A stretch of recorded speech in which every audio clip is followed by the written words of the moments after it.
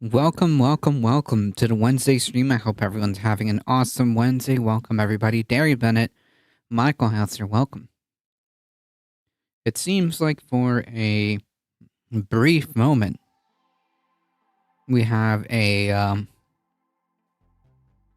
pause on this cold.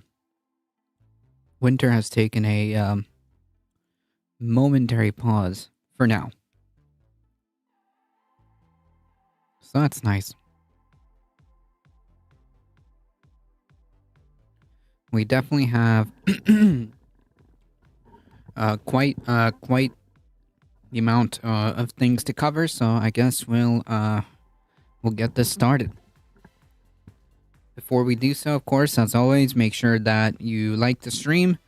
Make sure that you subscribe to the YouTube channel. It really does help us out if you haven't done so already. Also, join the Discord. This Saturday at 6 p.m. there will be another movie night, and I believe I am leaning towards streaming Scott Pilgrim versus the World. So, yeah. Join the Discord. It's free. All right, folks, let's get this started.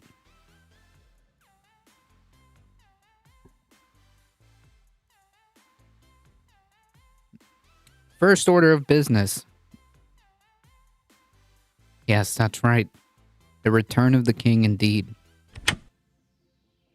Well, I can't say I saw that coming. Jon Stewart is returning to The Daily Show.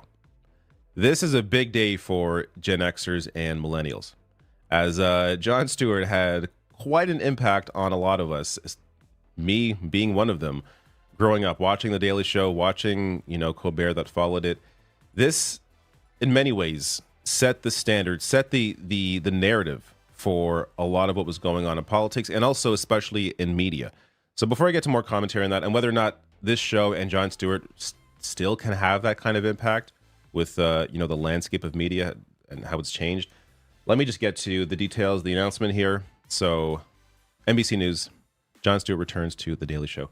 Now, here is the announcement from The Daily Show Comedy Central account with Jon Stewart right there, your moment of zen, looking like he's rested and ready, tanned and rested, ready to take on the show once again.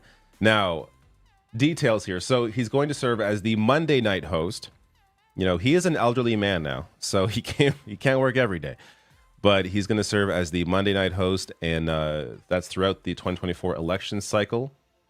And he's expected to play an oversight role at the show that could extend through 2025. And it's all going to start on February 12th. I will be watching. Nice. And various correspondents will host through Tuesday through Thursdays.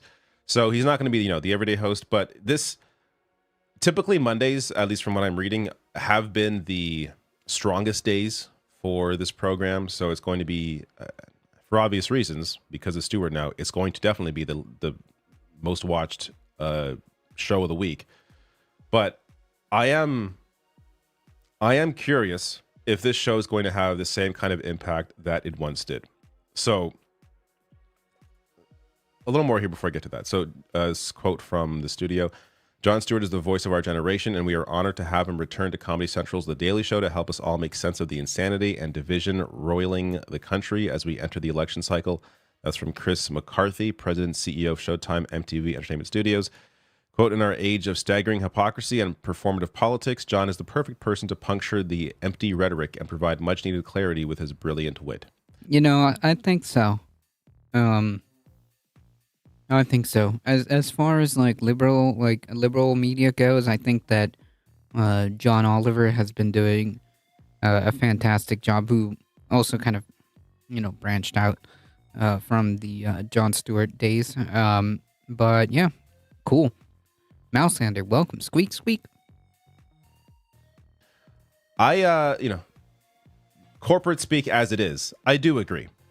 I think Jon Stewart still has that ability. I think the fact that since leaving television, he's really been engaged in politics in the literal sense, in being in Washington D.C., fighting for veterans, getting things actually passed and done, which is a rarity when it comes to anything getting done in terms of actually helping people. Jon Stewart has helped to lead the effort at least in one specific area. But will he be able to capture the kind of influence that he once had? Because things have changed quite a bit. People get their media from all over the place. I got to say, I don't think, this is my assumption, maybe someone in the comments will correct me. I really don't think Gen Z cares, maybe doesn't even know who Jon Stewart is. So there's definitely going to be a generational divide there. But Jon Stewart, when he was at his highest, and really over the course of most of his 16 years as host of The Daily Show, he had the power to really change the narrative in not just in politics, but on media.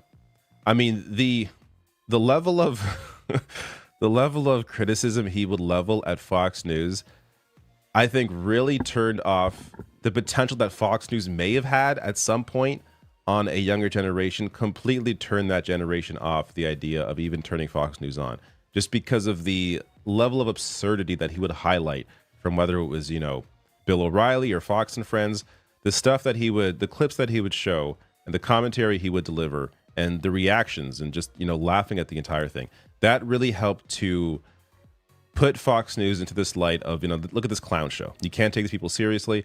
And I think that has had a lasting impact.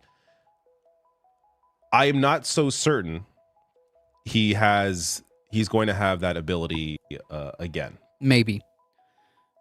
Jon Stewart's crap on Gaza. I used to like him so much. I mean, I think that's kind of par for the course. I think that's kind of par for the course when it comes to libs, right? Seems to be a common factor. So before I get to a bit more on that, just Jon Stewart here posting on Twitter. I guess this is apparently a collegiate sports reference that I don't get, but he wrote here, "Friends, after much reflection, I've decided to enter the transfer portal for my last year of eligibility. Excited for the future. 5'7"-ish, 165, 14.8 second 40. Okay. Over my head. But this is what they've been, what the media has transferred into, or how it's changed since Stewart left. But since Stewart left Comedy Central, of course, and then since I'm forgetting his name now. Not that it matters. The guy that took over for Jon Stewart, who I did not, Trevor Noah, who I really did. I'm sure he had an audience. He did have an audience. I could not enjoy the show with Trevor Noah hosting.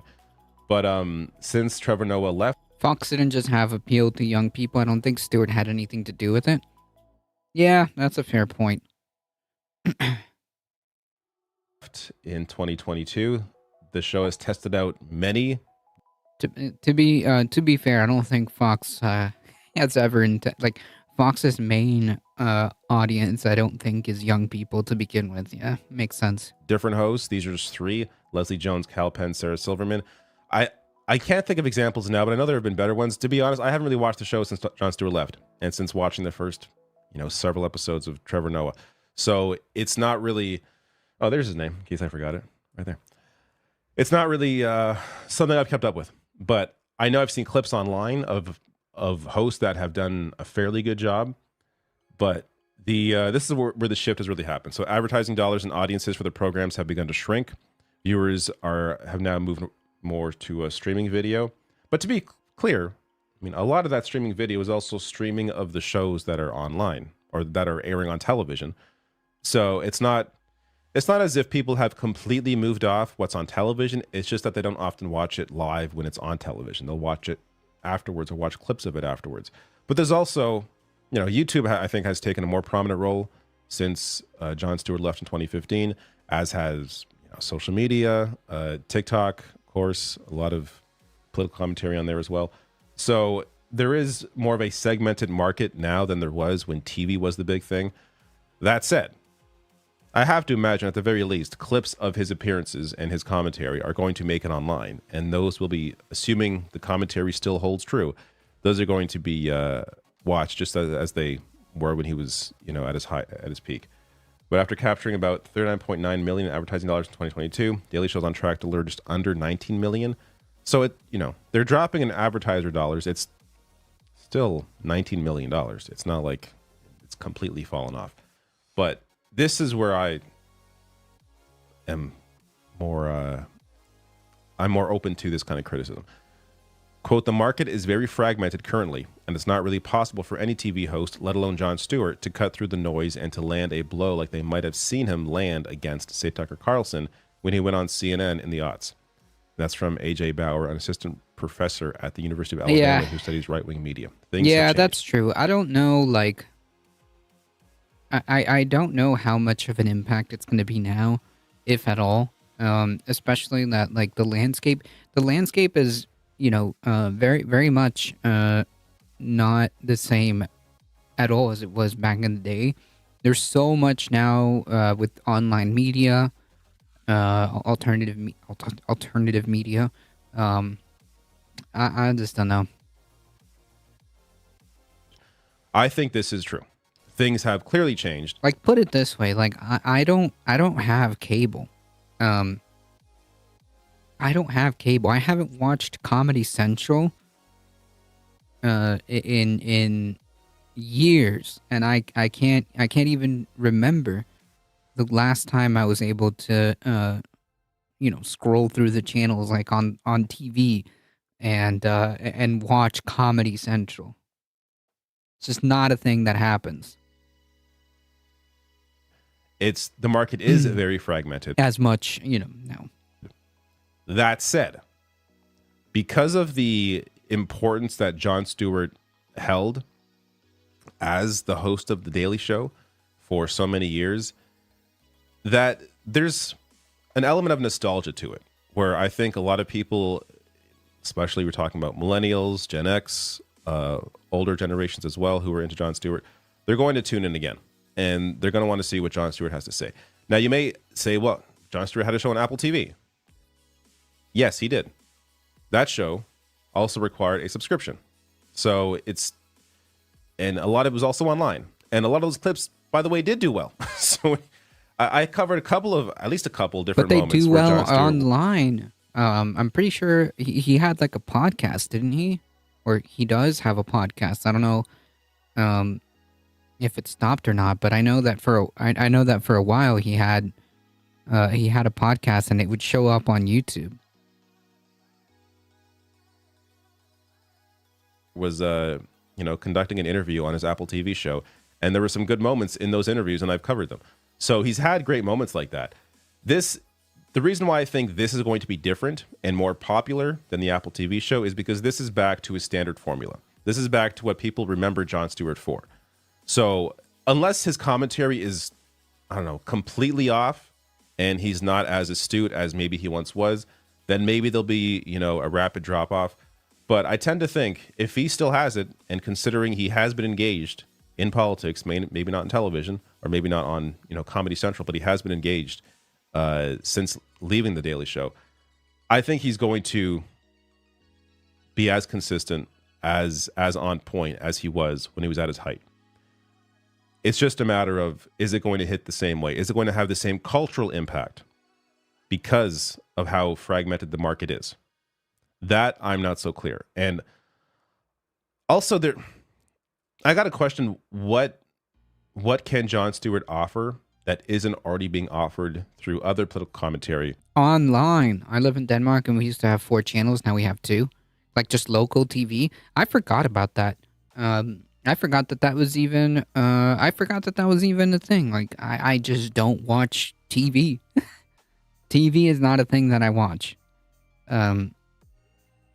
Everything, like almost everything that in terms of media that is personal. Everything that I consume media wise is basically online. I just don't watch TV. I don't have cable. And I remember we only had cable back when like internet back when like cable coaxial cable internet was just starting through Comcast.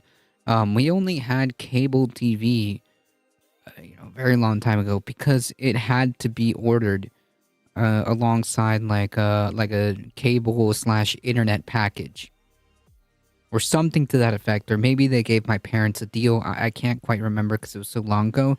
But that's the only times that we had cable as far as my house went. Yes, he has a podcast. Okay. Current.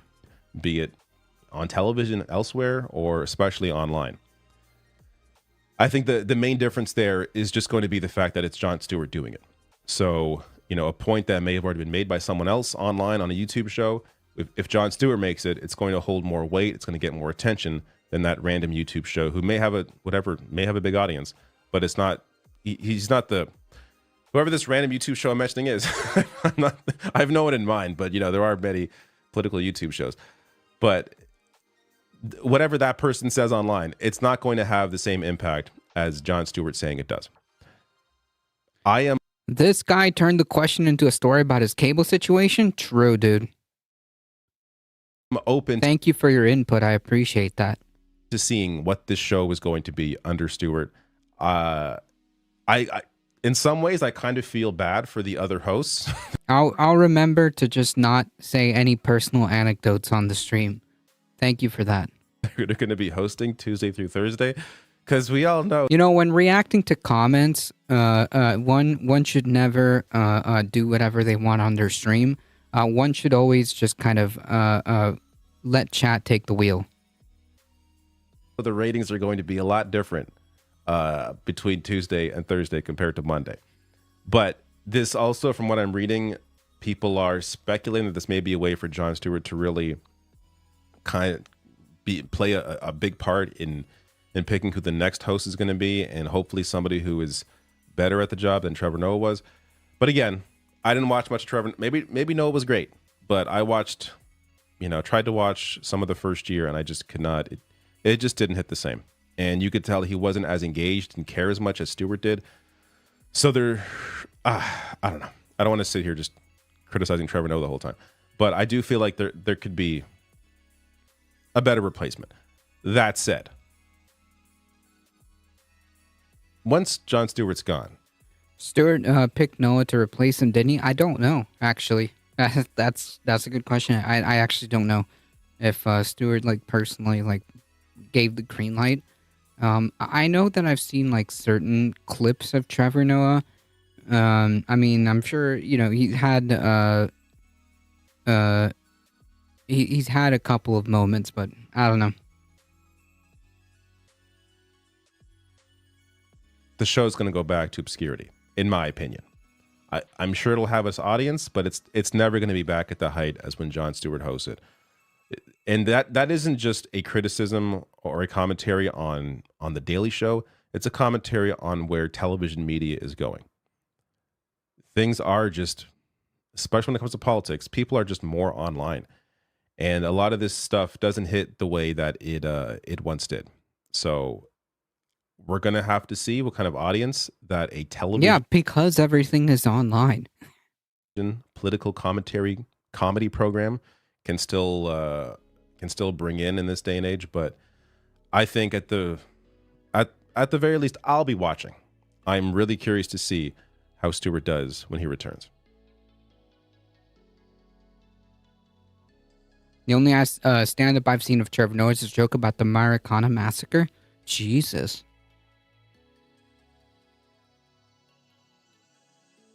Well, I haven't seen any stand-up of Trevor Noah, so...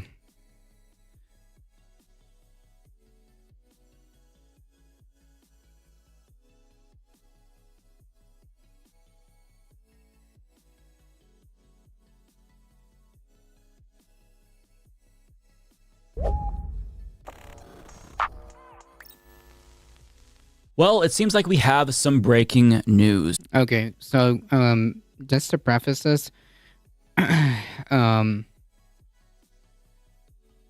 essentially, to the surprise of nobody, Trump won the New Hampshire primary, and Biden won the Democratic primary via write-in. The results from the New Hampshire Democratic and Republican primaries are in, And the most predictable outcome is the one we got.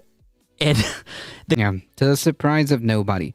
I haven't watched TV in years. Same, I just don't watch TV. Please tell me today is the last time I have to hear about the effing New Hampshire for 4 years. Oh, man. conclusion ultimately is that I think that this kind of seals the deal. It's going to be Biden versus Trump in November. So when it comes to the GOP primary, of course, Donald Trump won. And Nikki Haley didn't do too bad, but was it still a landslide for Donald Trump at the time that I record this video? Yeah, I'd say that. Now, look, the votes are still coming in, so it's possible that she makes up some ground. But either way, he's going to win, and then he's going to go on to win state after state after state.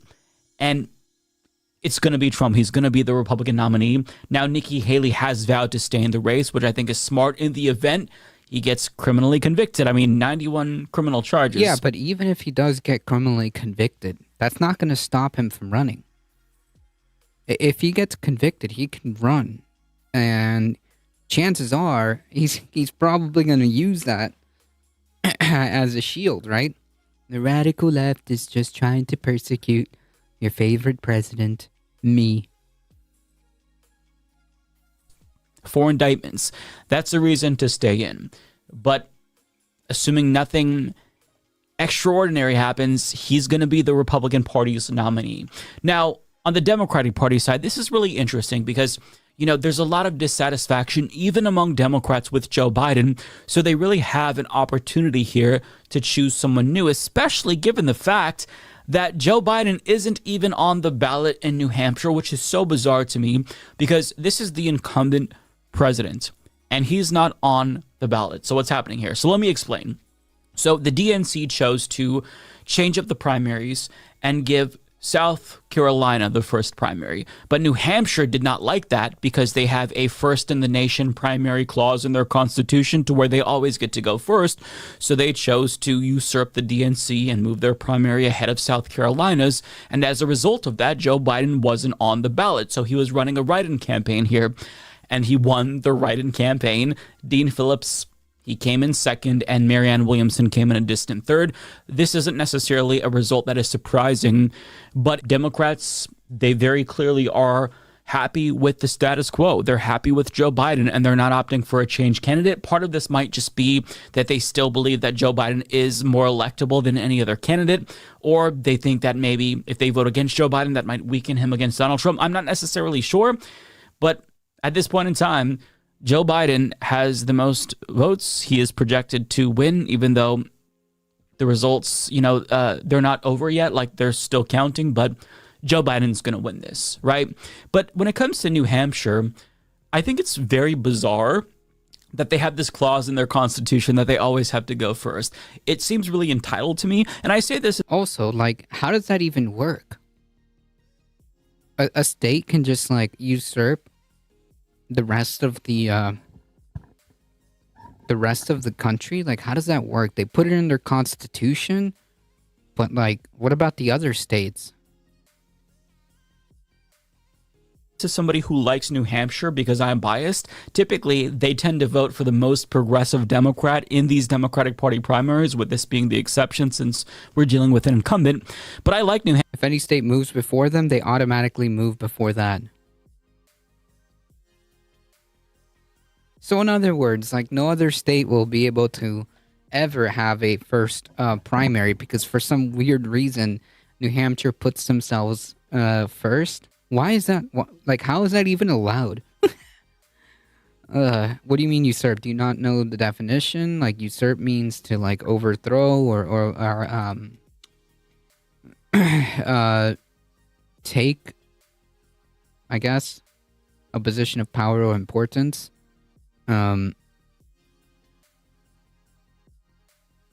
Iowa's first? No, Iowa's a caucus. We're talking about, like, primary. Phoenix 333111. Welcome.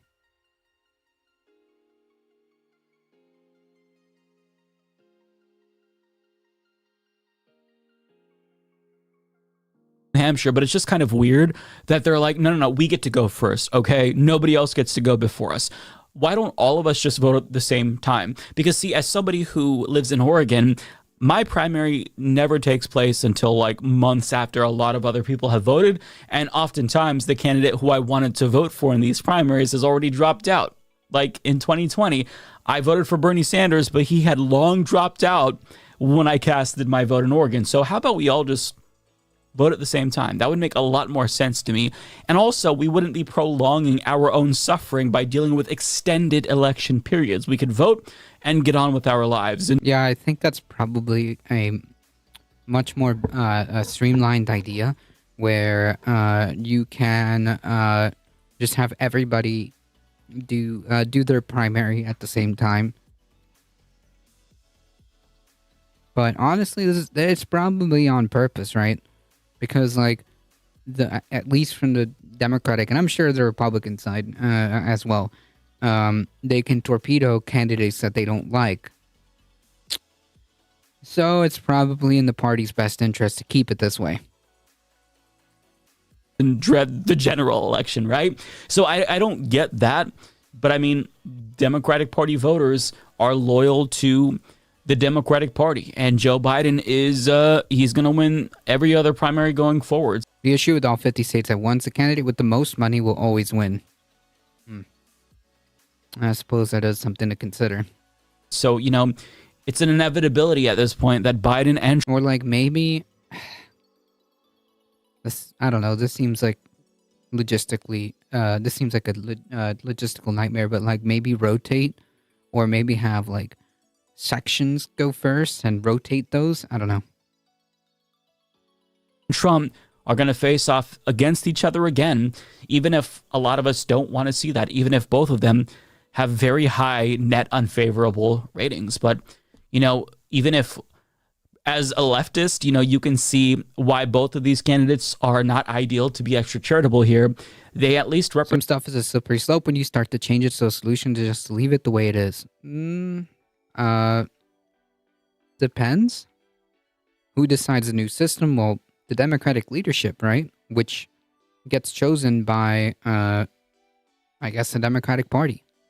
Represent their core base, and the Democratic Party is not representative of leftists. They are representative of liberals, and liberals don't have the same goals as leftists and even progressives, arguably. So that's what they're voting for. They're riding or dying with Joe Biden. They're going with Genocide Joe. You know, that's how democracy works, unfortunately. It's the status quo, and things won't change, but I don't think that they want it to change. So we just keep trying to do our best to... Did I hear suction? I don't know. Get liberals to see why progressivism is the way to go when all of this dissatisfaction with the status quo and neoliberalism has led to the rise of fascist demagogues like Donald Trump. But I mean, when it comes to Donald Trump, I think that we have to stop pretending as if he also doesn't represent the GOP's base. Sure, you can say that Nikki Haley is taking away a sizable portion of his votes, but I mean, the GOP base, they love fascism. Let's be honest. That's... I'm sure you see how letting one party change the two-party system would raise some red flags for a lot of people. How would that be changing the two-party system? If the Democratic Party makes changes within their own party, that's affecting how the Democratic Party runs, question mark? How does that... This doesn't make any sense. Right, the primaries are run by the parties. So if the party decides to run the primary a different manner, this makes no sense. What they want. They want somebody who is a fascist demagogue, and Trump is the perfect representative of that party. He might be evil and fascistic, but he represents them. You can't say that this is an anomaly by now, right? They voted for him now in multiple elections. That's the guy they're rolling with. So it might be disappointing to people with common sense, but we're getting Trump and Biden, okay? And it's so disappointing, but also I can't be that disappointed if this was something that was entirely predictable and expected. Unless anything extreme happens, like they both die because they're both over 1,000 years old each, you know, they're going to be the nominees. I mean, Trump could be convicted, but still, even if he's convicted, do we really think that the base is going to turn on him? No. Do we really think that? I'm not going to kid myself. No, no, the base is not going to turn on him. In fact, like I said, they're going to use if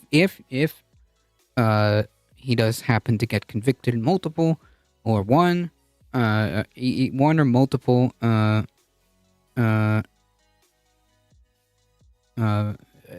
cases, it's not going to change. Donald Trump is going to use that as a shield, as a martyr shield. Oh, look what they've done to me. I'm the victim. Mike's being hyperbolic. They're 1,000 years old combined, not each. True. We got a slower roll on that one. It's 1,000 years old combined. Okay, got to be a little bit more realistic and charitable. That's true.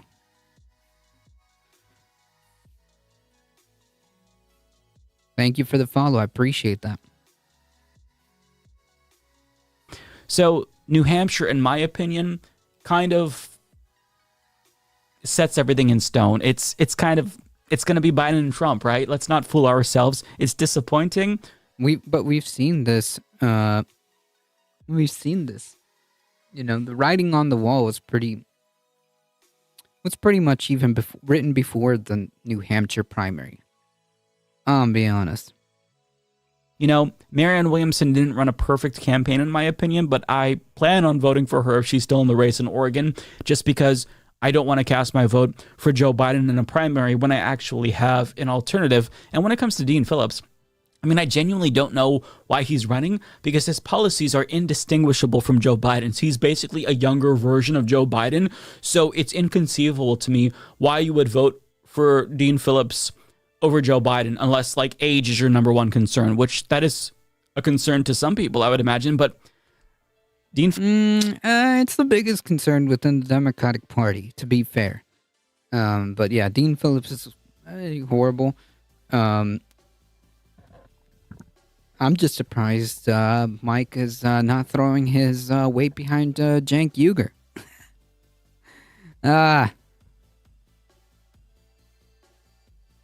Phillips is why I don't get it. And if you listen to him on policy, there's nothing inspiring about him. The dude's look. I'll be completely frank. I think he's kind of a rube. I don't think that he's very bright. He has no charisma, and his policies are indistinguishable from any liberal centrist. I forgot that guy was running until I saw the primary. Okay, he was off my mind for a while. Politicians. I think we did like one story when he announced. So it is weird that he's choosing to run against Biden, because, you know, that type of politician would maybe do well in a Democratic Party primary where there's no incumbent. But because he's running against an incumbent, he pissed off all of the liberals who are loyal to Joe Biden. So it's a really interesting choice. But I don't get it. I don't get it, right? But that's the results. New Hampshire is it's over. And now I think we're probably going to see both Joe Biden and Donald Trump in their respective fields. Just Biden doesn't have ideas. He's just a puppet. Can you expand on that? Can we get can we expand on that? Cenk is a bit too much of a magnesium flare for my taste. I'm being facetious, okay? No, I'm being facetious.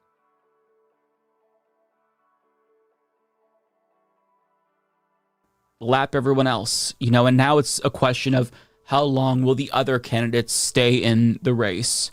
And that's yet to be determined. Like, I will vote for Marianne Williamson before I vote for Cenk Uygur. But ultimately, it's going to come down to Biden and Donald Trump. And that's just the unfortunate reality. We don't want to see it. It's a matchup nobody asked for, but we're all getting. So what are you going to do, right? That's American politics, where disappointment is to be expected. And if we're pleasantly surprised, then awesome. But don't count on that. It's always going to be the status quo and the most terrible options on the table. So, yeah, onwards we go to the general election. Yeah, but here's the thing, though. Like, that's a huge problem because, like, the implication of the end result of this logic is that there's actually no point in trying to even engage in the system. Yeah. I don't disagree that that's where this is heading, but, you know, Biden doesn't have the mental capacities anymore. You just need to listen to his speech. He doesn't even have any word in Israel conflict, while the U.S. gives billion. No, that doesn't really answer the question very well. Like, what do you mean he doesn't have ideas? Because like you can't really say the same. Like, well, what does that criticism have to do with Israel? Because he does have words on Israel. They're just not words I agree with.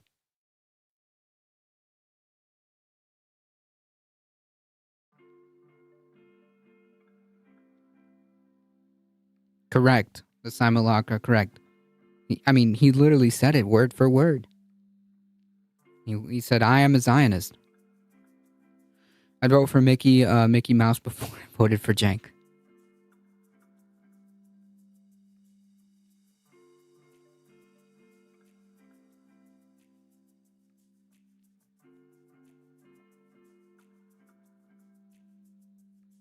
And also, the U.S. has been giving billions per year to Israel before Joe Biden.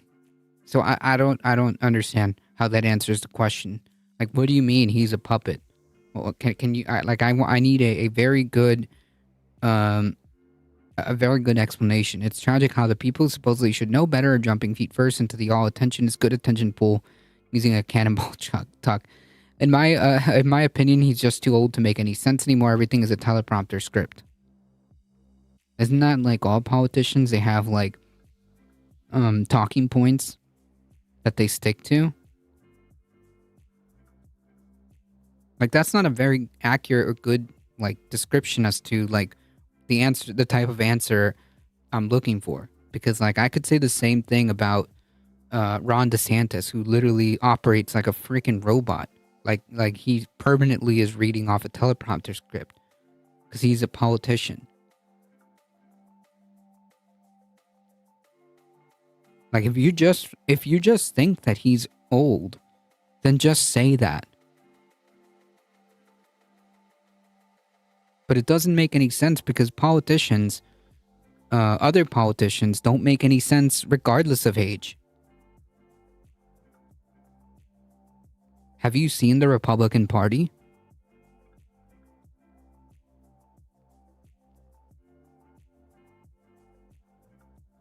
Republicans in the state of Florida will do anything to protect their dearest Donald Trump, and one Republican state senator by the name of Ileana Garcia this week put forward legislation because the Florida... No proper politician worth their salt is going off script or off prompt. It's how you avoid gaffes. Right, like you're always sticking to like strict talking points that you have in response to different different issues. So I don't understand. And saying that like, oh, he doesn't make any sense anymore. There's a lot of politicians that don't make any sense.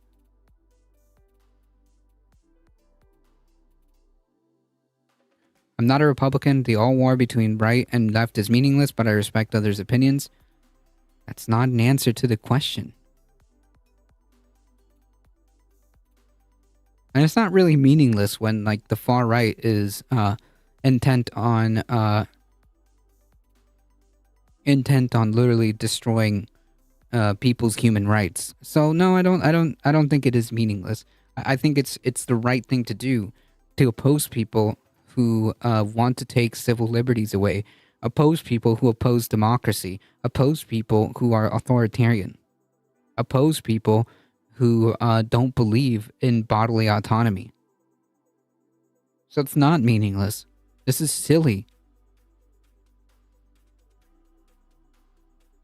The legislature recently started their session last week. So this week, she puts forward legislation that would allocate $5 million in state funds, money that comes from Florida taxpayers like me, $5 million to cover Donald Trump's legal fees. And here is why. She said she wants people like me to pay an alleged billionaire's legal fees. She said, We're in the midst of an historic moment when we're watching an election that's trying to be stolen by left-wing prosecutors, the Biden administration, and even blue states. They're not trying to win at the ballot box. They're trying to keep President Trump off the ballot by weaponizing the courts. Having a Floridian in the White House is good for our state, and anything we can do to support Florida presidential candidates like... Wasn't he a transplant from New York because he was being hunted down for some dubious financial stuff? Okay, whatever. Like President Trump will not only benefit our state, but our nation. So you're going to tell me that a dude that's lived in the state of Florida on and off for only 3 years, like you consider that a Floridian? The guy has lived in New York his entire life. Yeah. He goes back to New York frequently. He still actually has a residence there. He lives half the year at his golf club down here in Florida. Don't you dare call him a Floridian, and I am saying that as a lifelong Floridian. Hey, are you currently looking for an editor for short form?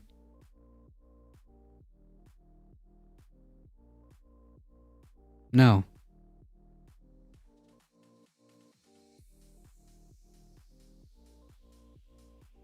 Sounds like a weird first comment to say. That pisses me off. That's a personal thing. Sorry. Trump, he may act like a Florida man, but he's no Florida man, right? Second thing, this piece of legislation in the Senate is also supported by Florida's Republican, of course, chief financial officer. So the CFO of the state of Florida backs this legislation, saying, hell yeah, let's give money to Donald Trump so he can fight his legal fees, even though he's not even using the alleged $1 billion that he has. He's just using his supporters' money to pay all his legal fees anyway. Like, imagine being a Trump supporter in 2024. No, and by the way, this isn't even like news, right? The fact that this guy has repeatedly, time and time again, produced several cons to fleece supporters out of money when he's supposed to be some kind of wealthy billionaire oligarch. I mean, it just seems kind of silly, right? And now you have the entire like Republican Party in Florida attempting to put that burden on taxpayers. The party of small government, and also, isn't that the party of like fiscal responsibility? Yeah. The memes write themselves. Yeah, January 6th wasn't exactly meaningless, and only one side participated on that. That's the far right. The far right, it's not meaningless to oppose the right wing. Okay, it's silly. It's kind of naive to think that it's naive to think that you shouldn't oppose the right. Yeah, produced dozens and dozens of cons. Yep, including NFTs, which are like now basically worthless. But hey, you know, you gave Donald Trump what, $100 per the NFT, for the digital picture that was allegedly stolen. Anyway, so it's not even coming out of his pocket.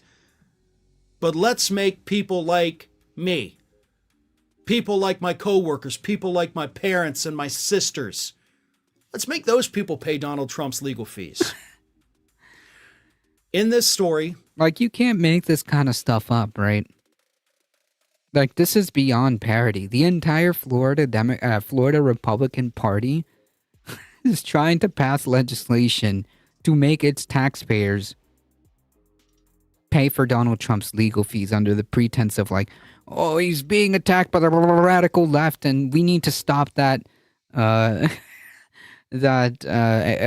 attack because they're trying to steal the election again. Okay. an unlikely hero has emerged. Because on Monday evening, this story was, of course, going around social media, and none other than Republican Florida Governor Ron DeSantis announced that he would, in fact, should this piece of legislation actually get passed by the House and Senate, he said he'd veto it. Oh, shoot. So even though DeSantis had only dropped out of the race a day prior and endorsed Donald Trump, he is still bitter enough to come out and say, you do this, you try to pay his legal fees, I will veto it, because as he said, I hold the veto pen.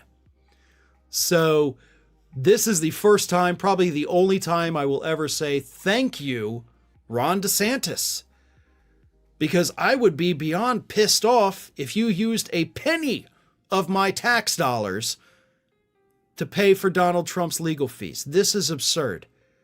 He's got more than enough of other people's money to pay his legal fees. That money, that $5 million you want to allocate towards Trump, it could be used to do so many things here in Florida. We have schools that are literally crumbling. Our roads all throughout the state, from Northwest Florida all the way down to the Keys, they're crumbling, they're falling apart. Everything's always under construction. That's very true. Okay. That's 100% true. The frickin' Palmetto is still under construction, by the way. Because it's never quite fixed because we don't invest the money to do it. $5 million would certainly help get a couple stretches of road built. Not all the state, obviously. But there's better things we could do. Honestly, if you took $5 million, put it in a barrel, and lit it on fire, I'd be more okay with that than I would with you giving it to Donald Trump. Hi, I everyone. mean, it's This the year- same thing, to be honest. For all intents and purposes, it is the same thing. Okay? Giving millions of dollars to Donald Trump is effectively just getting it and lighting it on fire. It's literally the same thing. It's indistinguishable.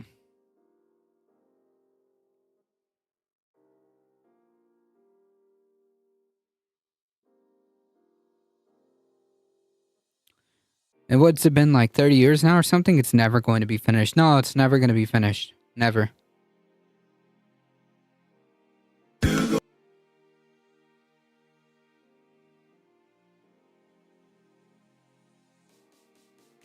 Is there any sort of like, in the course of your reporting it, you pick, is there any sort of like, in the course of your reporting it, you picking up anything in terms of like the Democratic electorate, or is it just, I mean, half the, there's like 3 states where there's not going to be a primary, it seems like, do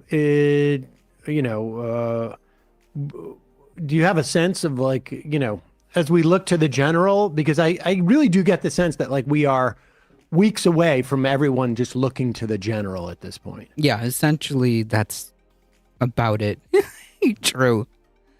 No lies detected. I'm in Florida too. It's a joke. It's a complete meme at this point. Yeah, 100%. Like the Palmetto is never going to be. It's just always permanently under construction. I think the Turnpike too. The Turnpike.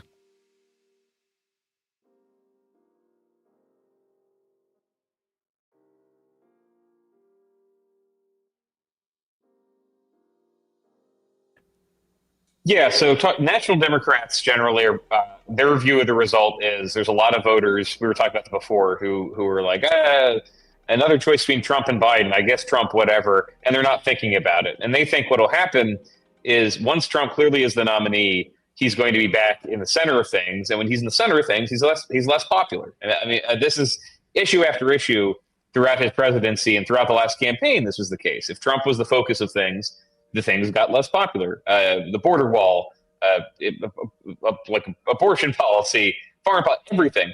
And he's also, like we were saying, more erratic and given to just going on weird tangents. One that they focused on last night is he starts talking about his wife attending Rosalind Carter's funeral, and then says, "Oh, Jimmy Carter's the happiest person because just Biden makes him look good." That's a weird thing to say. So he was going to keep saying weird things. Democrats in New Hampshire, remember, the party descheduled the primary. You're not going to get delegates. Biden's not in the ballot. There's a write-in effort to convince people to just write in the president's name so that Dean Phillips and Marianne Williamson don't get any bragging rights or even any delegates. And so there are I talked to some today. There's Democrats who are trying to convince people come in and vote for Haley as a spoiler to slow down Trump and to give us a chance of not having to run against him. That's kind of where the local Democrats see this is, okay, Haley didn't do quite well enough where she's coming in with a ton of momentum, but we're still going to try. Not all the Democrats, but these guys who work, Primary Pivot is the group. These people. Everything Trump touches collapses. It's happening fast now because the banks won't touch him. He's milked his base off their excess capital. The GOP is collapsing. His legal defenses are collapsing. His base is collapsing. I keep seeing more and more stories of people leaving early from rallies. That's true. Trump is getting smaller venues to make it look like there's more people around him, on and on. I mean, yeah, some of that, I see that. It's just, I'm not convinced that he's done, I'm not convinced that he's done. Saying, all right, if you're a New Hampshire Democrat or unaffiliated voter who votes for Democrats, you have a shot, do this. Chris Christie was doing this before the registration deadline, urging Democrats to switch the registration, go independent or Republican, so you could vote for him to slow Trump down. That's how locally they're thinking about it. Nationally, the sense is, no, this is over. We need to get to the point where voters see Donald Trump, the 2024 version, in the news every day and realize they don't want him. Interesting. All right, one last question, and this is about Capitol Hill. You touched on this a little bit the other day in your Semaphore newsletter. The Republicans are sort of one by one losing their majority in the House with resignations and whatnot. They don't seem. Also, it seems that Johnson now is like the whole strategy is going to be, we're not going to pass any immigration bill whatsoever, even as much as the Democrats are sort of like compromising on it. Where does this leave it? Like, I mean, the Democrats sort of like, this is sort of almost like, it reminds me of when Obama tried to, cut Social Security, and the Freedom Caucus back in 2010 wouldn't say yes. And so the Democrats couldn't come out and campaign, they're going to cut Social Security, because it was the Democrats who were willing to offer it. And yet, so this is what's going to happen when the Republicans just use immigration as a bludgeon on Biden, but Biden doesn't want to come out and actually defend immigrants in any way. Oh, yes, so there's a few issues like this. This is the big one, though. I would say energy policy is the same, where the Biden administration's... He's not done, but the longer he's in the light, the more he's going to black hole anything around him. I mean, maybe. I hope. I hope that he crashes and burns. I hope that he crashes and burns, and I hope that his political fate is equal to of Ron DeSantis with that horrible campaign. I hope that it does crash and burn. Slowly moving towards a policy that might make that eliminate some of the political problems they see, except it doesn't, because Republicans don't give them credit and Democrats don't like it. And this is one of them. The Republican approach, I hate using they, but I can say a common line you heard from Republicans, Kevin McCarthy would say this, is Democrats want the issue, they don't want a solution. They want the issue of immigration because they can use it against us, and because yada yada, great replacement theory. Side note, that was probably the most memorable thing I saw in Iowa was Vivek Ramaswamy was late to an event, and Steve King, who had endorsed him, just vamped by talking about the great replacement theory for 8 minutes. But that's how they talk about this, and they really are, I think, running down the clock. The expectation from them is in a year and 4 days, Donald Trump is going to be president again. Why should we agree to anything until Donald Trump is president? Why would you take a deal with Joe Biden that you can throw out and say, all right, no deal whatsoever? You saw Stephen Miller, who expects to be back in a Trump administration, saying deportations begin at noon on Inauguration Day. So this is mitigating against any deal, is the sense that Republicans have that we can make this is a loser for Biden every day. That there's footage of people in New York, migrants living in hotels. We can talk about it. It came up a lot in the trail. I mean, immigration was a top issue in the exit poll, but also every candidate was saying, look at these reports of migrants living in schools in New York. The issue is just great for them. And one, they don't want any compromises that Biden would offer in terms of a path to citizenship. Every Republican in this race, even Nikki Haley, who we just started talking about trying to appeal to Democrats, their position is deport everybody who's here illegally. So if their starting position is deport everybody and they think they're going to win the election, the cost to them is 11 plus months of people moving into crossing the border and getting asylum, who they can then deport. And Right. Is that ideal? Well, no, but it seems like it mostly is making life hell for Eric Adams and for Brandon Johnson and for Karen Bass. Immigration is by far the top issue for Republican C-SPAN callers. Not surprising. Not surprising at all. I almost want Trump to win, to be president, because that might finally be the catalyst to start fixing the fundamental problems in the country. I doubt it. I doubt it because what is the damage going to be? Personally, I don't know. I don't think that's going to happen. After a costly and likely bloody disaster, but do we really want that? What's the outcome here? It didn't last time, and it led to Joe Biden. It led to Joe Biden last time. Yeah.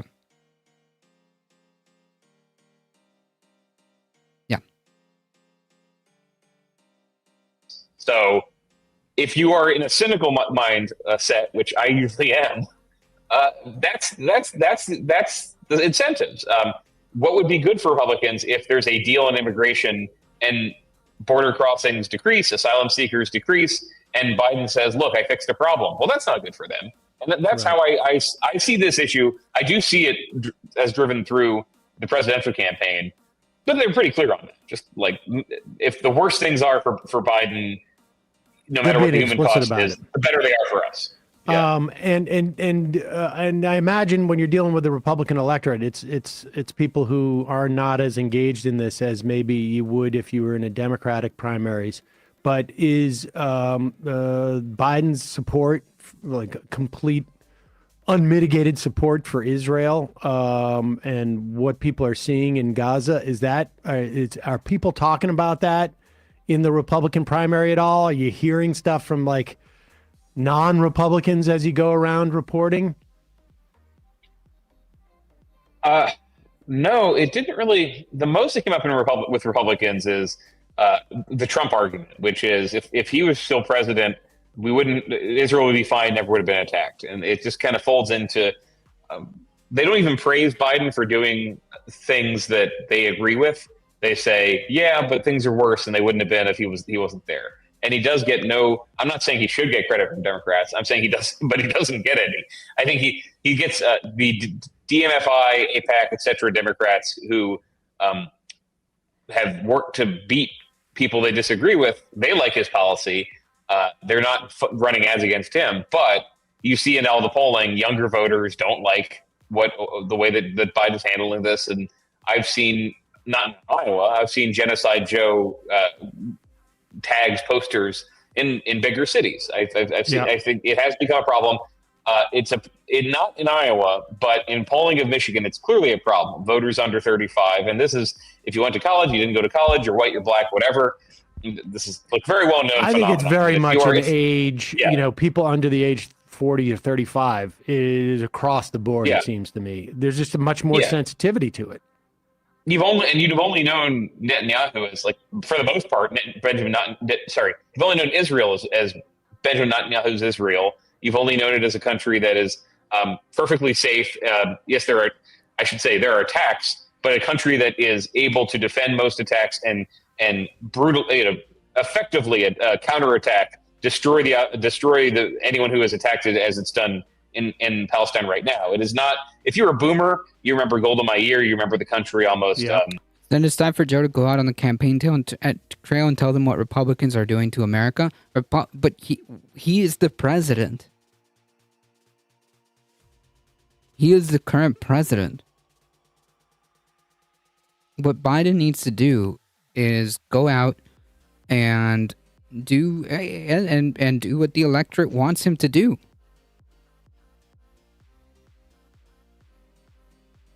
Give people something to vote for.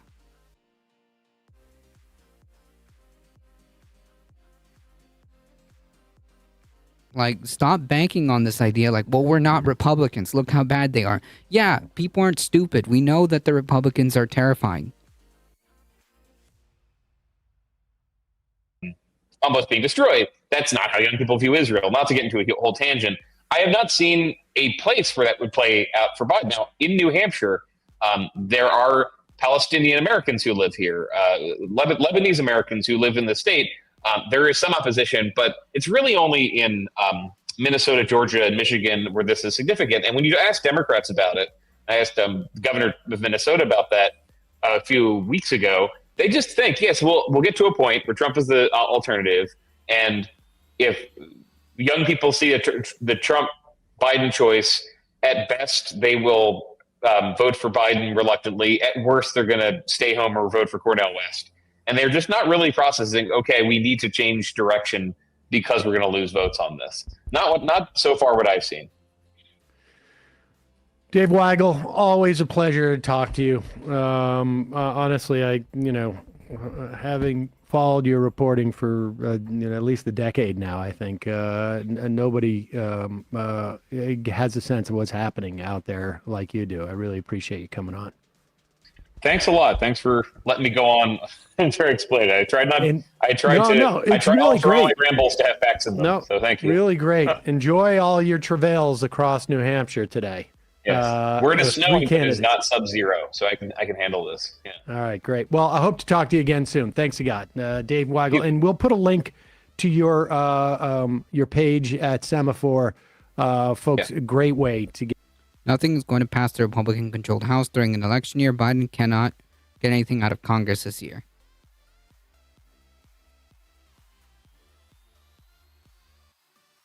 Even if he wanted to.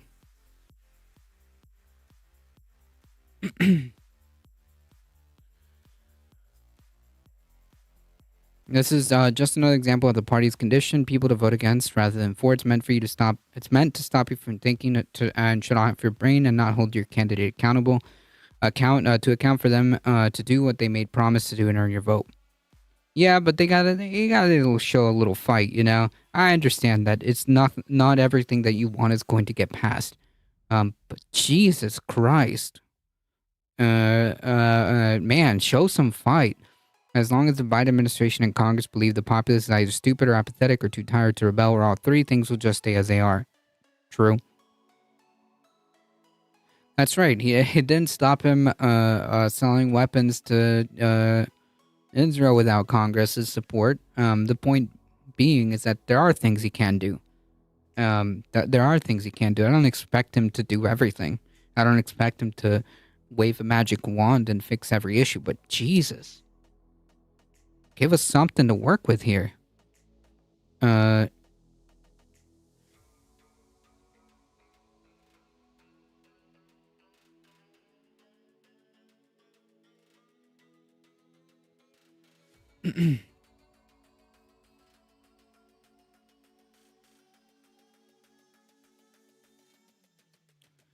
Ohio bans gender-affirming care and restricts trans athletes despite GOP governor's veto.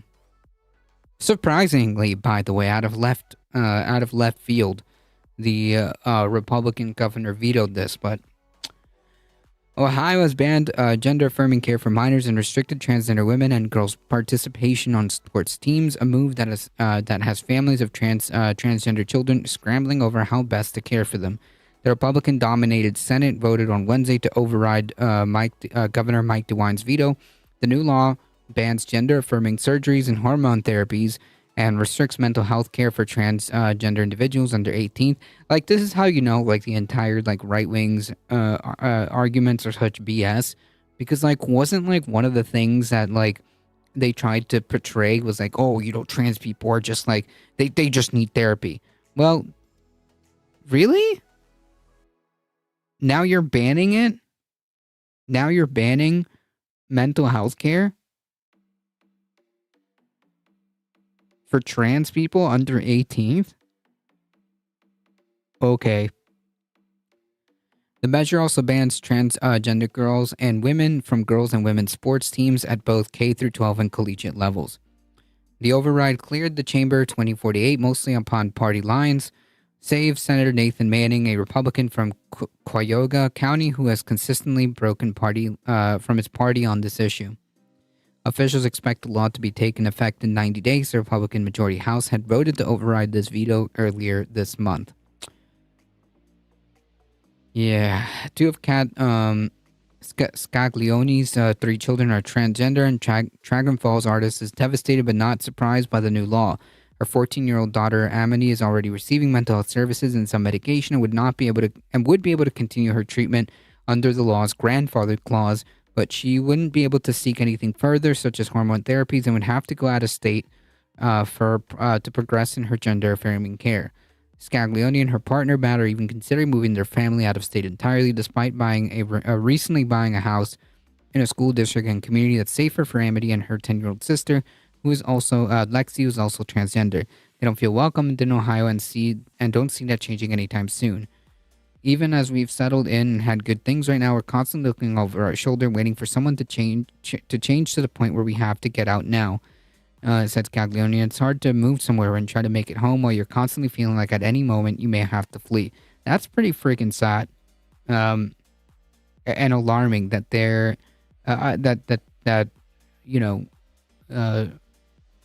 families feel this way just because their children are trans.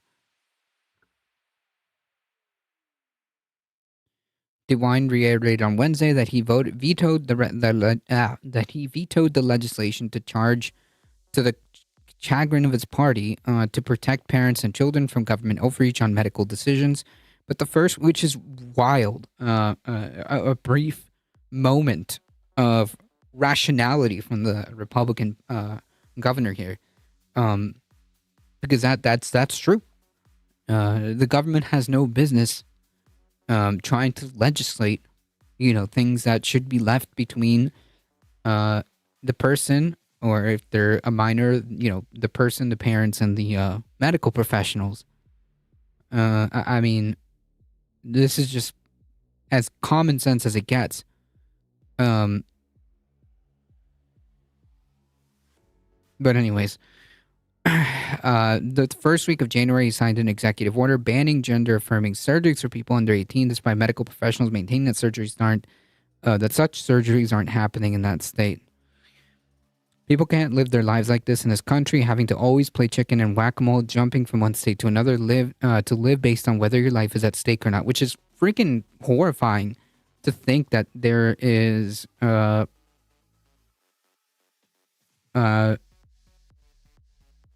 section of the population that lives like this. That's terrifying. That's terrifying. And it doesn't have to be that way. It really doesn't. The federal government should be doing what the federal government is there for, which is to protect everybody's rights. He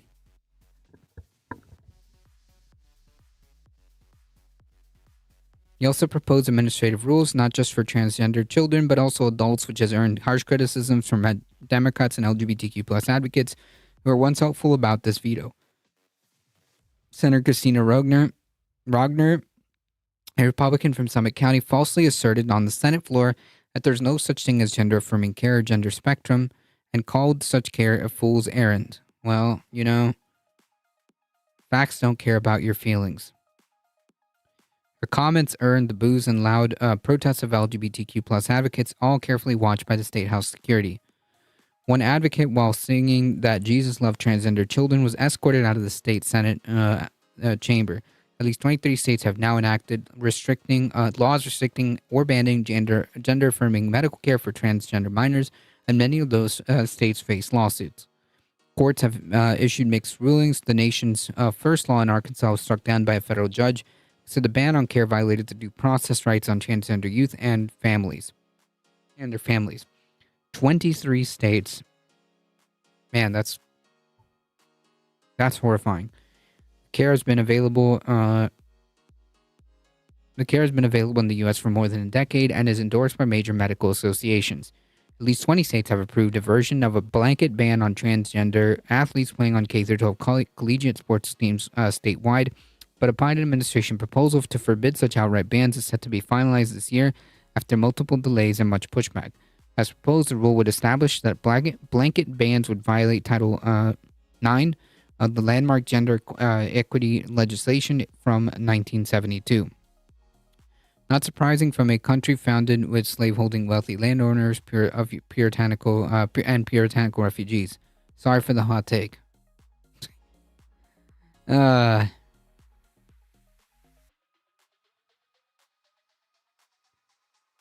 mean, that's the thing that happens. So I don't know if it's a hot take. I don't know if I would consider saying what literally happened a hot take.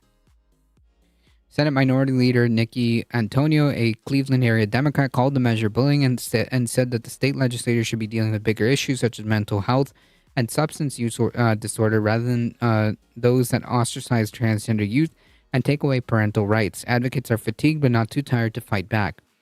I hope that this is the last time this legislative session that we're working to take away the rights of people from the LGBTQ community, said Antonio, who's part of the LGBTQ plus community herself.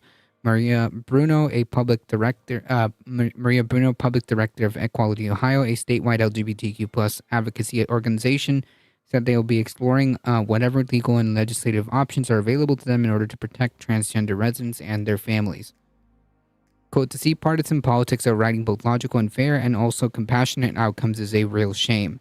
Samantha Hendricks is a core member of the Associated Press. Okay, that's it. Wow. This is pretty alarming. So basically what this says is that any state with a Republican supermajority can just start doing this stuff and have been doing this stuff to the point where now it's 23 states are now now have this legislation that's being fought across the country. Effectively, effectively like half of the country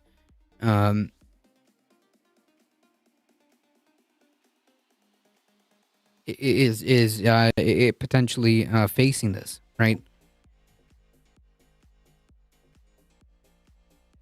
I mean, what else is there to say from a party, from a ideology that doesn't fundamentally believe in the right to bodily autonomy? Canada's not much better because we were founded using corporate expansion and resource sharing between British and French government. True.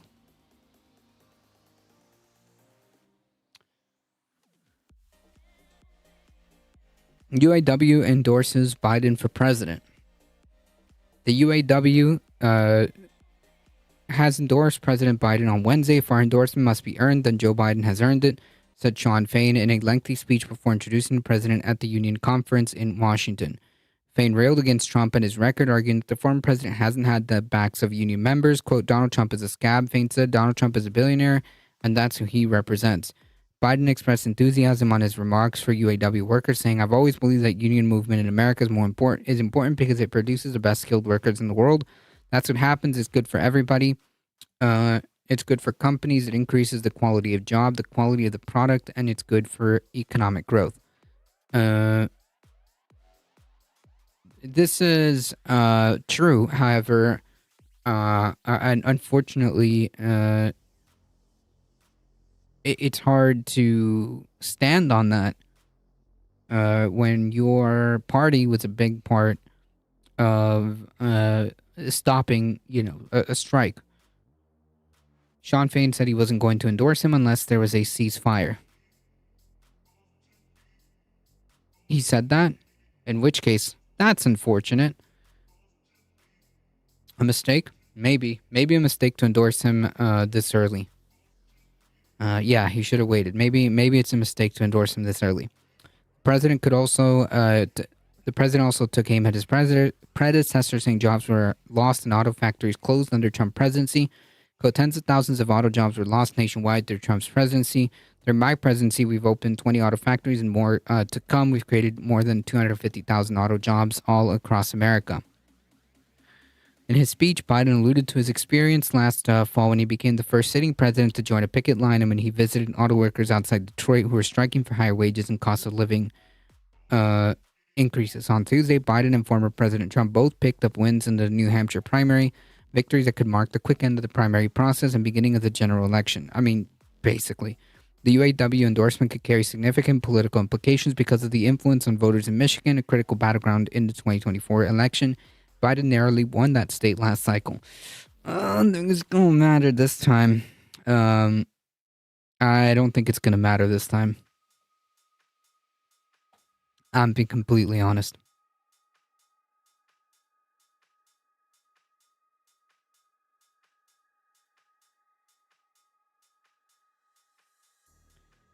I was thinking that, and I'm now like, is anyone at all not corrupted? I don't know if it's corruption.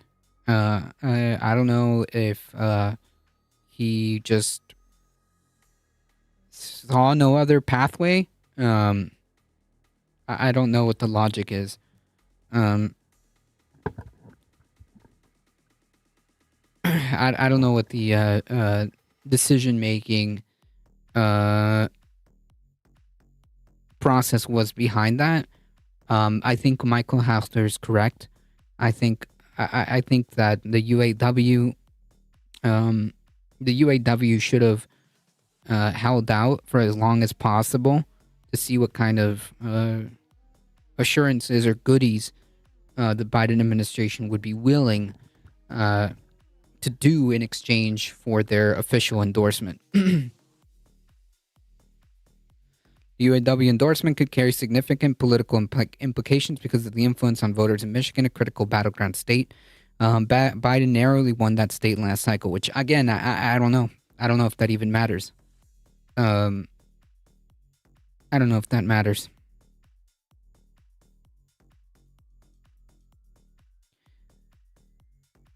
I mean, did he get anything substantive for that endorsement that would benefit the labor movement? I don't know.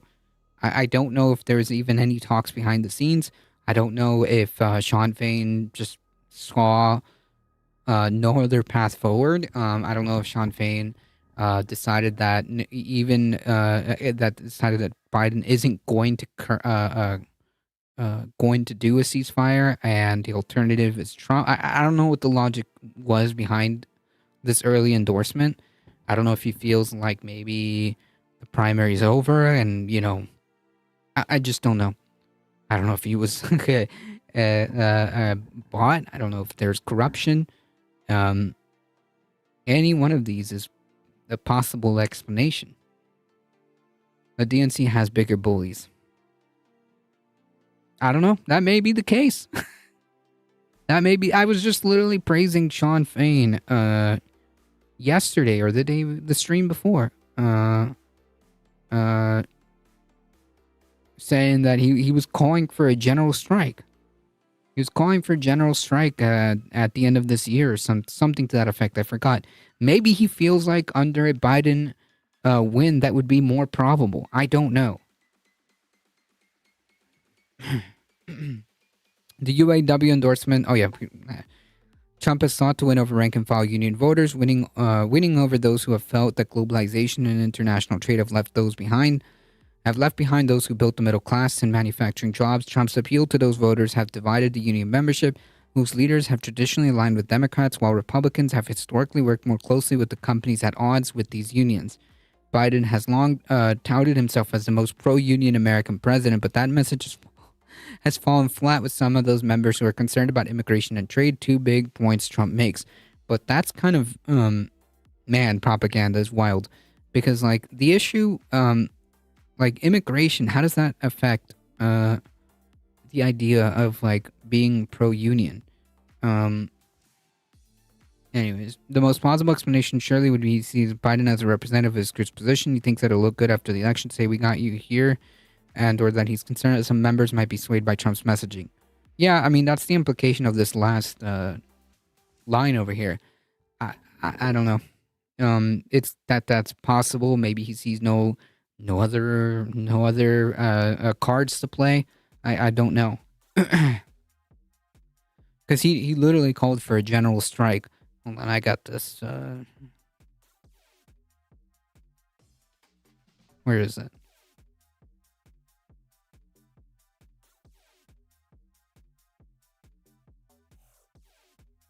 Talked about a lot, but it's very significant, is we set a new contract deadline for May the 1st, 2028, May Day, International Solidarity Day.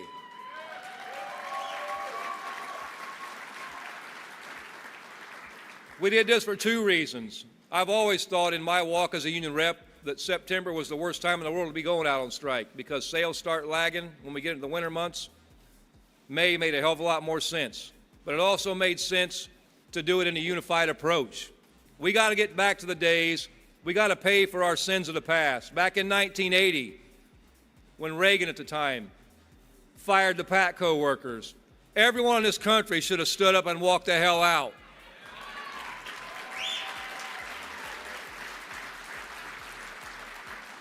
We missed the opportunity then, but we're not going to miss it in 2028. That's the plan. We want a general strike. We want everybody walking out, just like they do in other countries. 2028. At that point in time, theoretically, wouldn't that be like towards the middle of the end of the Biden presidency? Like it would be on the last year, right? If I'm correct. If I'm correct, the May of 2028 would be like basically the last phase of the Biden presidency in the hypothetical that he wins, right? Maybe he feels like it would be more feasible under a Biden administration at that point who's leaving versus like a far right fascist government under Trump. Like I don't know.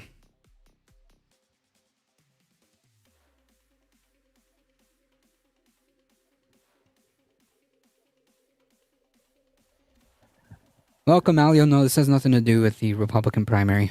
Nikki Haley is not giving Trump any headaches. She's done. There's no. It's over. the primary's over.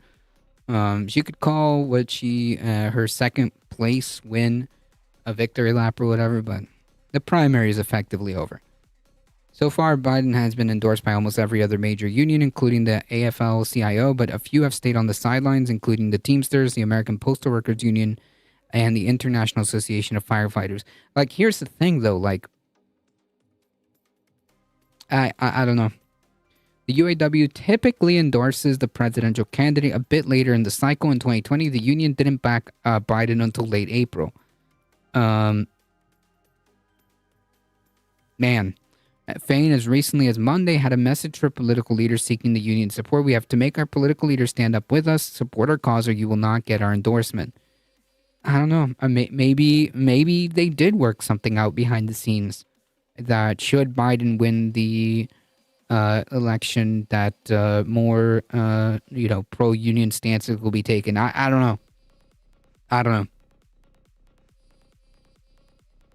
don't know what the deal was. Maybe there was some backdoor deal where, if Biden wins the presidency, he's going to, sign whatever executive order or maybe appoint important people to the more important people on the National Labor Board. I don't know. That would give a more fair shake to unions. I don't know. Maybe in the event that Biden wins the presidency, maybe they get more plants, and they're all going to be union plants. I don't know. Or Biden's going to, sign an executive order that would facilitate that. I have no idea what the reasoning is as to why they endorsed Biden now. I do think that it would have been nice if the UAW would have waited.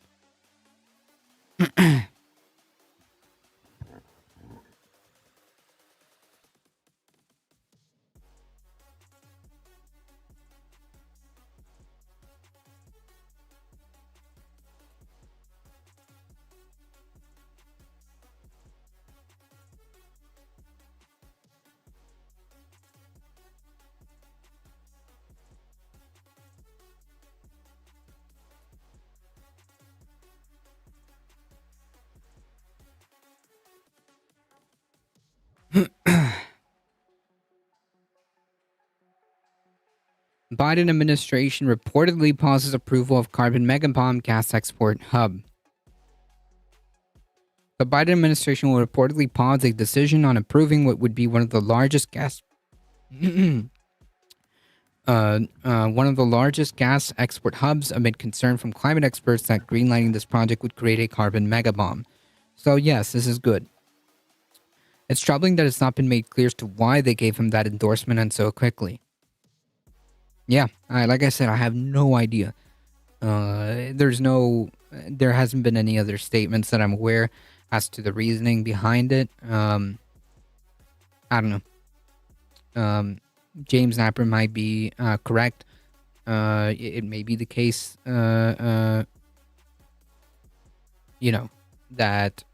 some deals were made. I have no idea. You don't have to bust your head over it. Well, it's a bit of a head scratcher, yeah? Especially knowing that particularly this union generally tends to hold off its endorsement.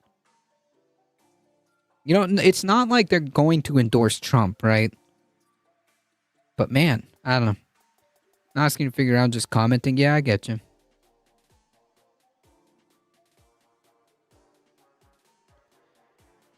The project Calcia Pass 2 or CP2 would be positioned near the rapidly eroding Louisiana shoreline and be one of the biggest such export terminals in the U.S. and a huge expansion of new gas infrastructure along the Gulf of Mexico.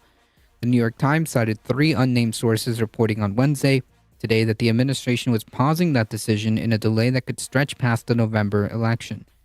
The move, the source said, could spell trouble for the project and 16 other proposed terminals, as the Energy Department had been asked to expand its evaluation of CP2 to assess its impact on climate change as well as the economy and national security. The Times reported as Biden, who passed landmark climate legislation in August of 2022 with the Inflation Reduction Act, and whose White House has been pushing to fund funding boosts for electric vehicles in recent weeks, has disappointed climate activists who have been alarmed by the U.S. oil and gas production breaking records. The report that the administration had paused CP2 is cautiously celebrated by environmental advocates. Quote, it shows that the government recognizes the need to protect the rights and well-being of these communities, said Rashida Ozain, director of the Vessel Project, a Louisiana environmental justice group.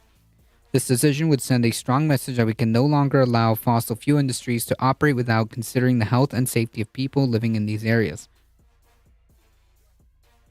Bill McKibben, the author and climate campaigner who has led opposition to CP2, praised the administration.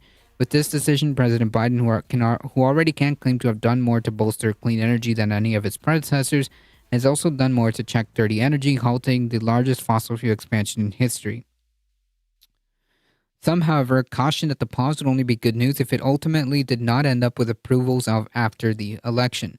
Winona Hodder, director of the Food and Water Watch, said we don't need new criteria if they only serve to arrive at the original conclusion, and increased exports are eventually approved. President Biden should permanently halt the new and existing oil gas exports and aggressively ramp down the fossil fuel industry once and for all. 100%. No doubt about it. At this point, like, the idea that there are proposals for new fossil fuel projects is absurd. It's absurd.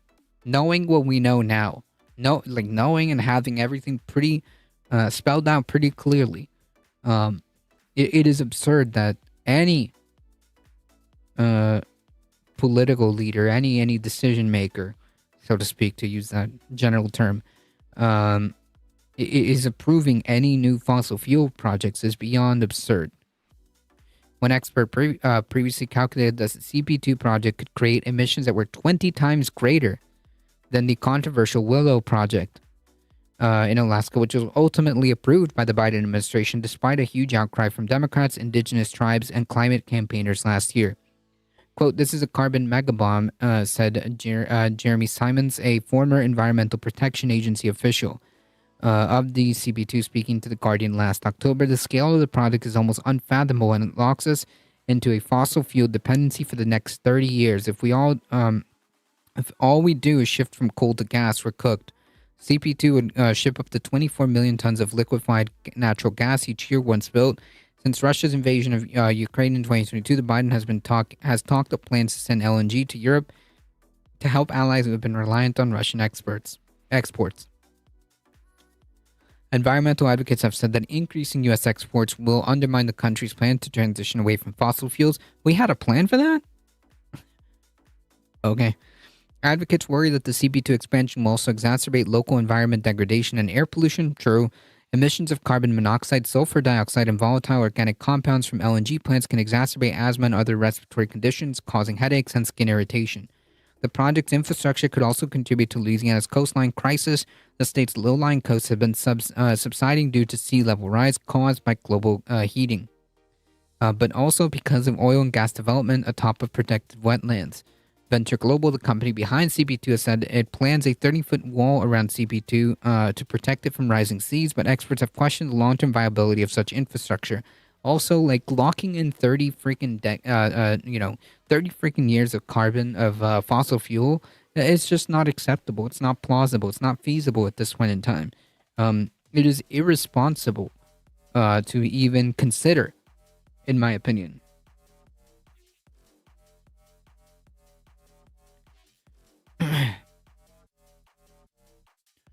The company had hoped to start beginning building by 2026 and is requesting the permit to operate until 2050, which is, again, absurd.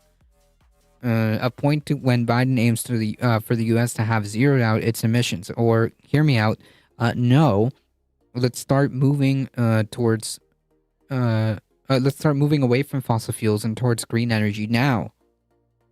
Yesterday, 10 years ago. The firm had previously rejected criticism from climate experts. Companies would never lie. The firm had previously rejected criticism from climate experts. The well-funded environmental activists, the well-funded environmental activists opposing CP2 and all U.S. LNG projects are completely out of touch with reality. Man, what's the term?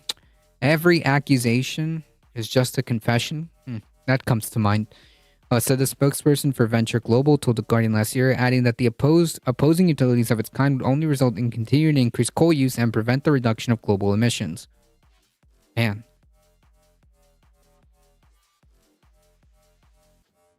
That's or why does it have to be binary? Like, the options aren't, oh, you either use coal or you use LNG.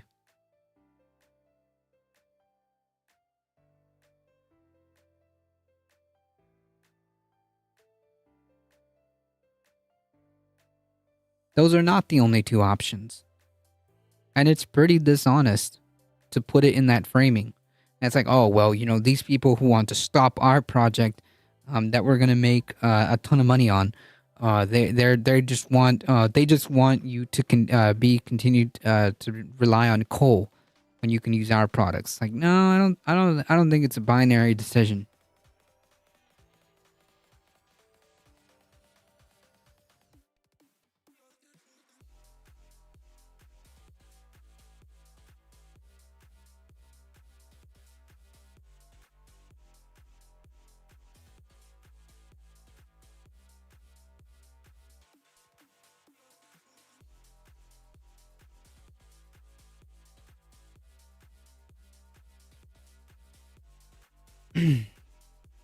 So look who decided to pop up. Before we go, because I forgot I forgot to comment on this. Oh man, dude, sometimes I just really wish you would just go away, okay? Like honestly, I really wish Hillary Clinton would just stop. Would just stop. Just remove yourself from politics, like permanently. Like trying to think that like making a dunk, attempting to make a dunk on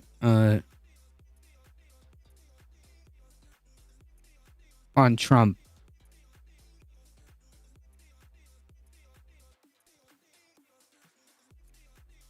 Pretending that this is a dunk when ultimately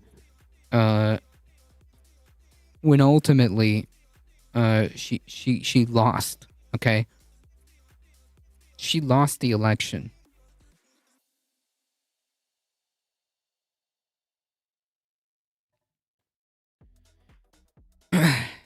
I just hate blue dress. Like seriously, I just wish you would just shut the fuck up already and go somewhere else that isn't politics.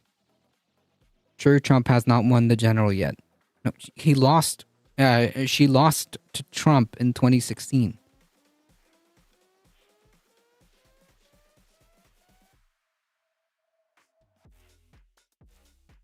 I'm talking about her inability to just like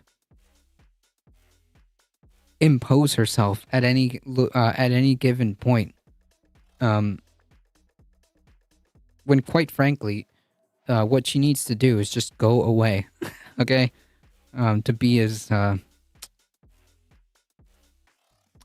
civil as possible. The thing that she needs to do is just go away from politics. Period.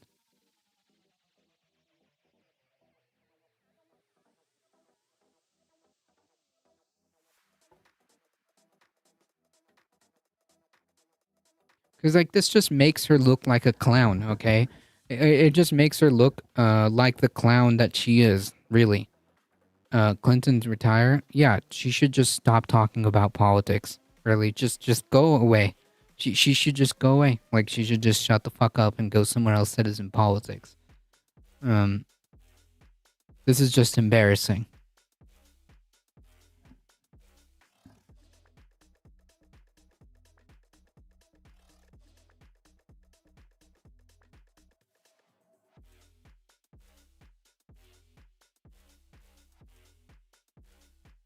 Anyways.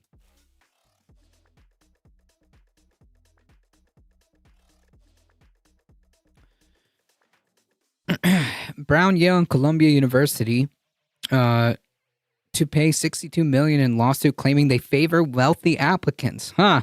That's interesting. Brown, Yale, and Columbia are among a group of universities that have agreed to pay a combined $62 million to resolve a lawsuit that accused them and others of favoring wealthy applicants, pushing total settlements to the case up to $118 million. Lawyers for a proposed class of more than 200,000 current and former college students disclosed the latest settlements in a filing late Tuesday in Chicago federal court. Like, imagine like how broken the system is that like you're now having to sue universities and get a settlement and win because it's being shown that you have a favorability towards wealthy applicants. That's a symptom of a pretty broken university system that's because of capitalism. Essentially, the root problem here is that, you know, we have these higher learning institutions that are essentially driven by profit, right? They need to make money. This is not, higher education is not a thing that is guaranteed to everybody as like a baseline. I'm shocked that there's gambling doing on here. Your winnings, monsieur. Uh, Donald and Hillary are two peas in a pod. True.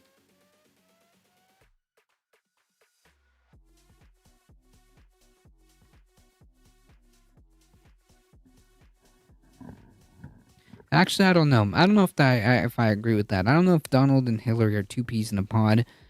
Um. However, it's embarrassing. I mean, unless you're talking about like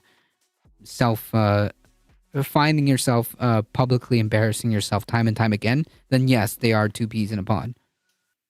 And the students they accept are just abject morons. I mean, where did GW graduate again? He was from Yale, wasn't he?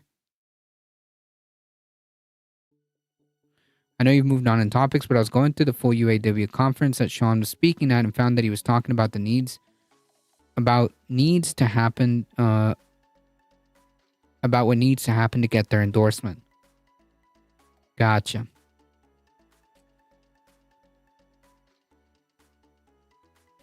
Well, give us some cliff notes. Give us some cliff notes. I always want to break out the Casablanca movie quote. Lawyers for a proposed class. Oh yeah, we're at the University of Chicago, Vanderbilt, Emory, and Rice have already reached settlements in the 2022 case, which alleged intentional limiting financial aid and violations of antitrust law. Why are universities like even okay? The colleges were all like all this can be solved by a simple like. I know this is. What is it? This is too broad. Like this is too. Generic, but like a lot of these issues can be mitigated. Not that problems wouldn't exist, but a lot of these issues, particularly with the ones that involve like money, would be mitigated by just having a universal college, universal higher education.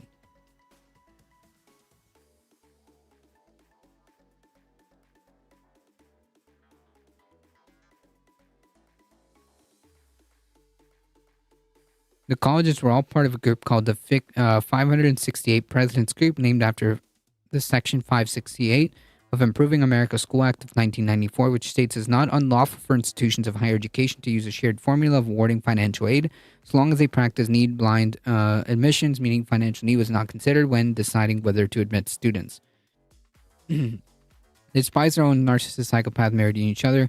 What Hillary said about Bernie could have been Trump saying it. Well, I don't disagree that Hillary is incredibly narcissistic. They are both very narcissistic. In the lawsuit, how narcissistic do you have to be to insert yourself to try to dunk on the person who beat you, by the way, because she's totally not mad that she lost that election. Not mad at all. In an attempt dunk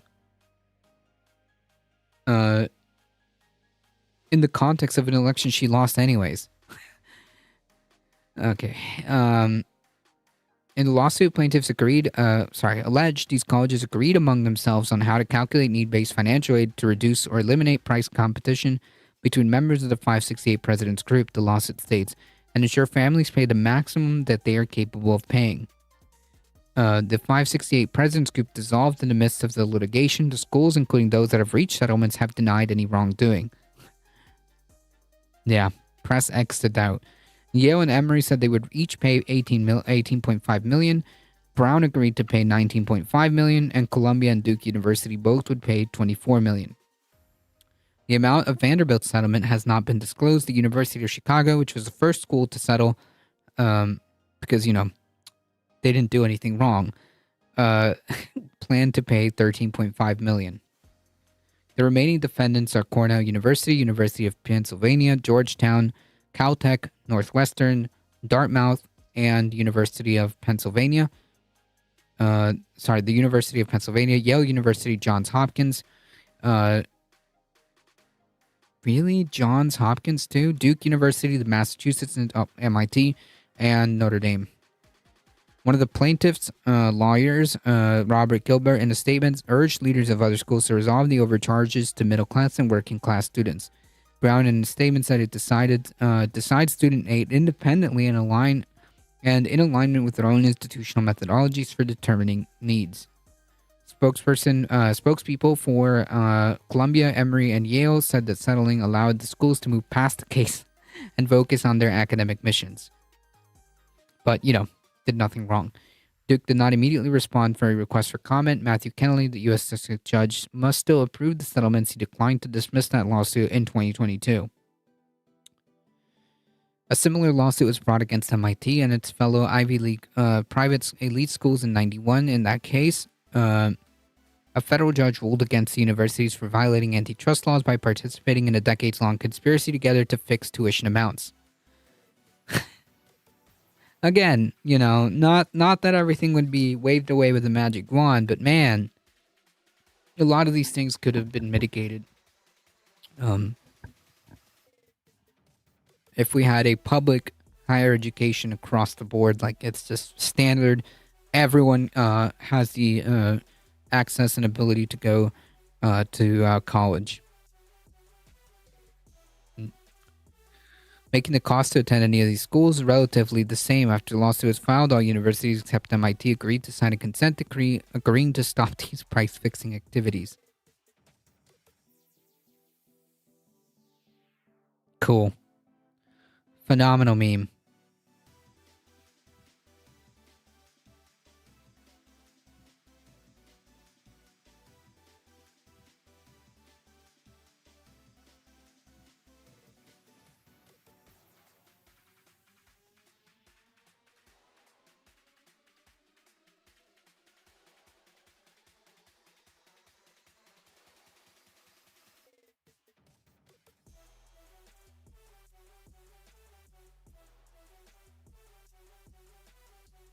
Check DMs.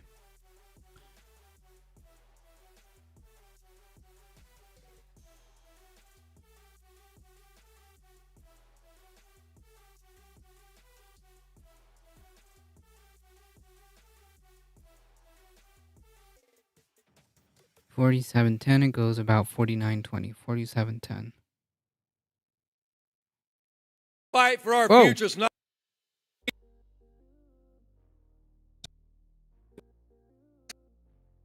national executive as a Democrat. The United States meeting. Our demand isn't new. And working our jobs, we are for the biggest big shots in D.C.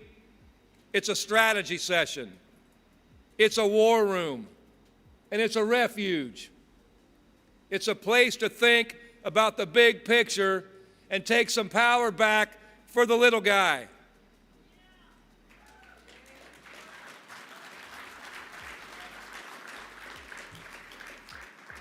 So we have to take what we've learned in organizing and bargaining.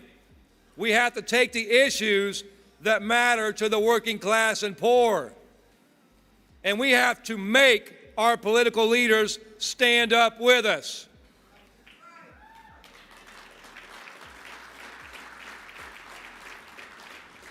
Our message in doing this is simple. Support our cause or you will not get our endorsement.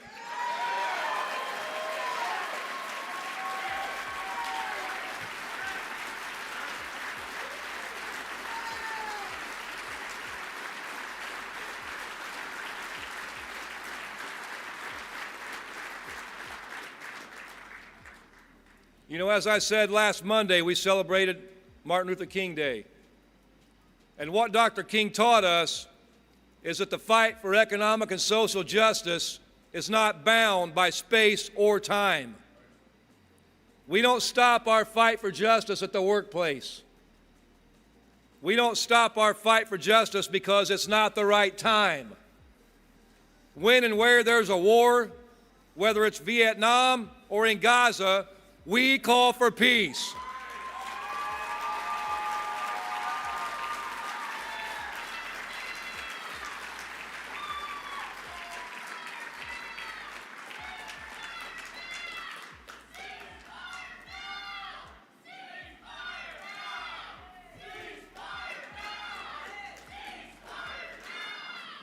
All right.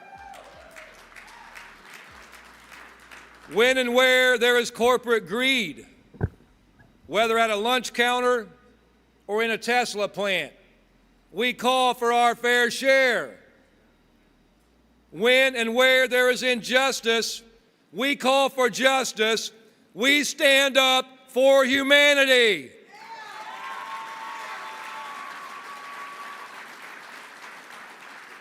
We honor Dr. King by continuing his work and embodying his spirit.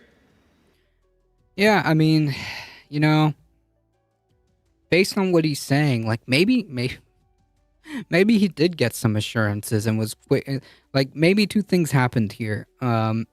Maybe two things happened. Maybe it became abundantly clear that Biden is going to be the nominee. There's no changing that. And maybe he got some assurances. So all that follows him saying that they have to stand for their causes to get their endorsement. Yeah, maybe Biden made some assurances behind the scenes that he felt were legitimate. I don't know. Maybe that could explain why the endorsement came so quickly. Maybe it's a combination of, you know, it is going to be Biden, and maybe prior to him making the speech, or prior to maybe even as a condition for Biden appearing at that rally, was that some assurances had to be made in the event that Biden won his re-election campaign. You know, I'm trying to give this guy a fair shake, given like how, you know, what he's done. I would like in my head to believe, you know, that is a possibility that happened.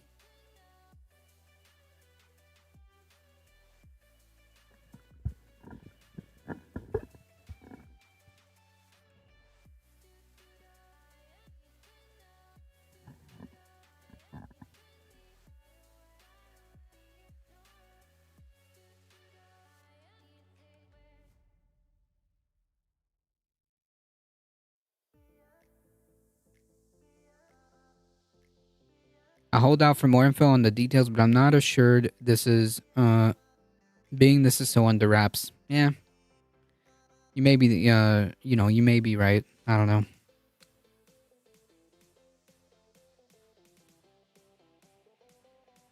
The bombing is still going on. Yep.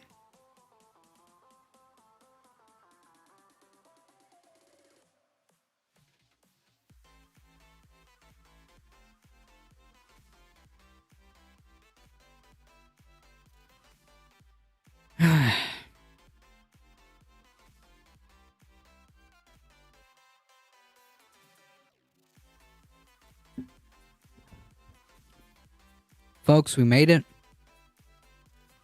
Thank you all for hanging out. I appreciate it. Thank you all for your support. You guys are what makes this channel grow. I appreciate it. Appreciate the follows. Appreciate the subscriptions, videos, everything. Thank you guys. You guys are what makes this channel grow. If you enjoy the content and haven't done so, please consider hitting the follow button. Join us on the Discord. This Saturday we will be having a movie day. Oops. Movie day. I'm thinking Scott Pilgrim versus the World, based on what people have been voting on. That sounds like a perfect combination of comedy and adventure.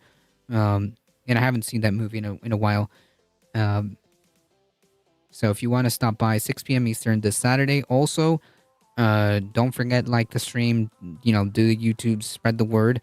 I appreciate you guys. You guys are continuing to make this channel grow. Thank you. Keep it up, folks. I appreciate you guys. Spread the word. We are here Monday through Thursday, 5 p.m. Eastern time. Thank you, Michael Hassler, for modding the chat. I appreciate it. Folks, as always, please stay safe. Please take care of each other. I love you all, and I hope to see you guys in the next one tomorrow, 5 p.m. Eastern. See ya.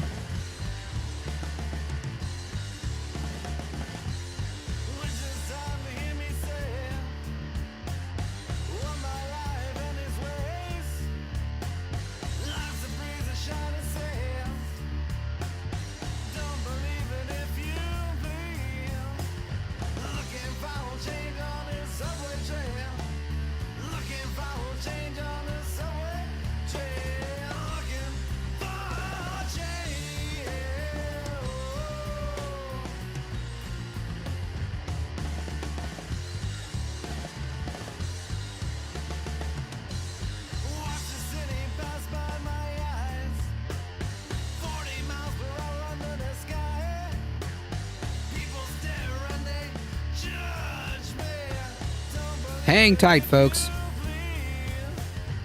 We're heading out in 5, 4, 3, 2, 1. Bye-bye.